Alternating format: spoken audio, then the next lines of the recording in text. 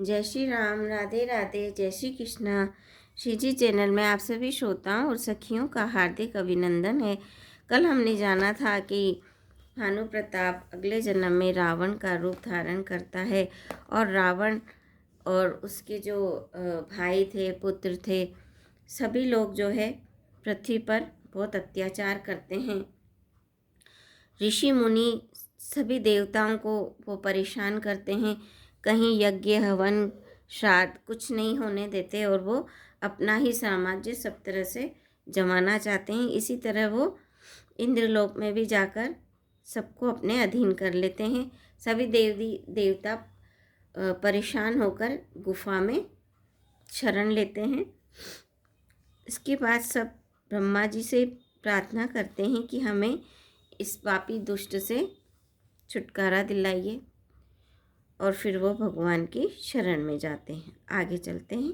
सुनि विरंचि मन हर्षि तन पुलकी नयन वहनीर स्तुति करत जोरी कर सावधान मति धीर। सियापति रामचंद्र की जय, पवन पुत्र हनुमान की जय। मेरी बात सुनकर ब्रह्मा जी के मन में बड़ा हर्ष हुआ। उनका मन पुलकित हो गया और नेत्रों से प्रेम के आंसू बहने लगे। तब वे धीर बुद्धि ब्रह्मा जी सावधान होकर हाथ जोड़कर स्तुति करने लगे। हे देवताओं के स्वामी, सेवकों को सुख देने वाले, शरणागत की रक्षा करने वाले भगवान, आपकी जय हो, जय हो। हे गुरु, गो ब्राह्मणों का हित करने वाले, असुरों का विनाश करने वाले, समुद्र की कन्या श्री लक्ष्मी जी के प्रिय स्वामी, आपकी जय हो। हे देवता और पृथ्वी पालन करने वाले, आपकी लीला अद्भुत है, उसका भेद कोई नहीं जानता। ऐसे जो स्वभाव ही कृपालु और दीन दयालु हैं, वे ही हम पर कृपा करें। हे अविनाशी, सबके हृदय में निवास करने वाले अंतर्यामी, सर्वव्यापक परम आनंद स्वरूप, इंद्रियों से परे, पवित्र चरित्र, माया से रहित मुकुंद मोक्षदाता, आपकी जय हो, जय हो। इस लोक और परलोक के सब भोगों से विरक्त तथा मोह से सर्वदा छूटे हुए ज्ञानी मुनि वृंद भी अत्यंत अनुकारी बनकर जिनका दिन रात ध्यान करते हैं और जिनके गुणों के समूह का गान करते हैं, उन सच्चिदानंद की जय हो। जिन्होंने बिना किसी दूसरे संगी अथवा सहायक के अकेले ही या स्वयं को अपने को त्रिगुण रूप ब्रह्मा विष्णु शिव रूप बनाकर अथवा बिना किसी उपादान कारण के कारण अर्थात स्वयं ही सृष्टि का अभिन्न निमित्त उपादान कारण बनकर तीन प्रकार की सृष्टि उत्पन्न की, वे पापों का नाश करने वाले भगवान हमारी सुध लें। हम न भक्ति जानते हैं न पूजा, जो संसार के भय का नाश करने वाले, मुनियों के मन को आनंद देने वाले और विपत्तियों के समूह को नष्ट करने वाले हैं। हम सब देवताओं के समूह मन वचन और कर्म से चतुराई करने की बात छोड़कर उन भगवान की शरण में आए हैं।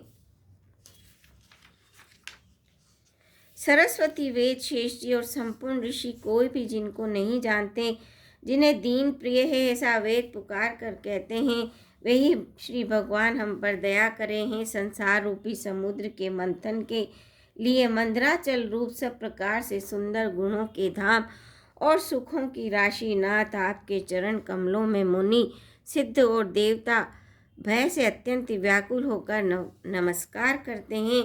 देवता और पृथ्वी को भयभीत जानकर और उनके स्नेह युक्त वचन सुनकर शोक और संदेह रूप हरने वाली गंभीर आकाशवाणी हुई।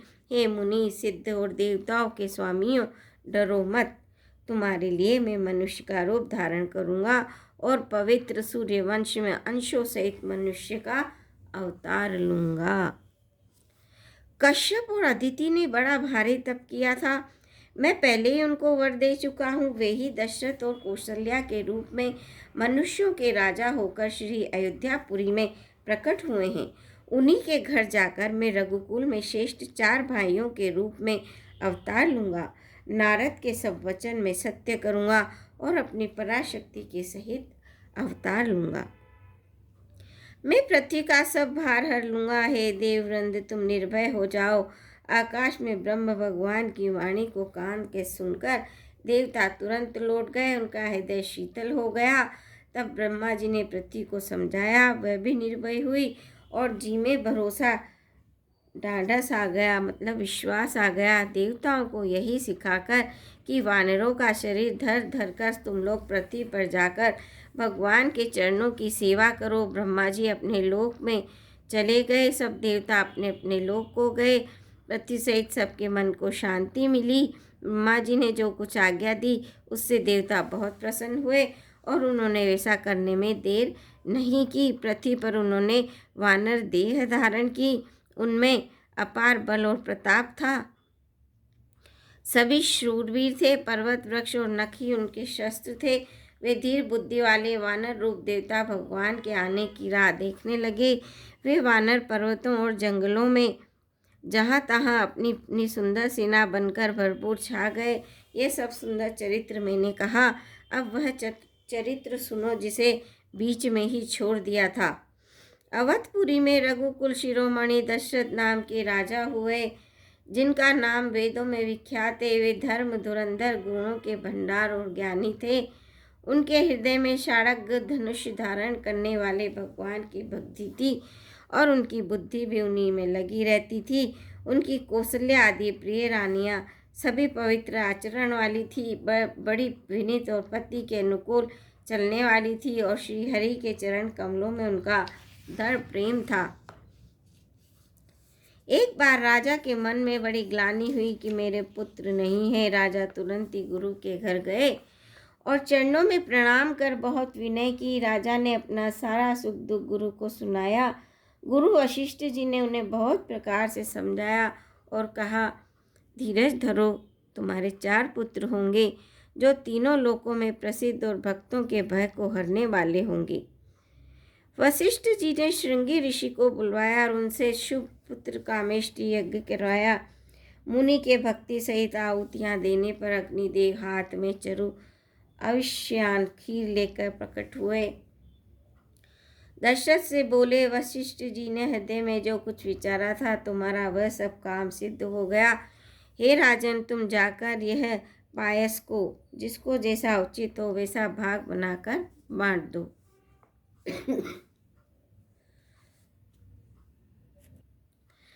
तदंतर अग्निदेव सारी सभा को समझाकर अंतर ध्यान हो गए। राजा परमानंद में मग्न हो गए। उनके हृदय में हर्ष समाता ही न था।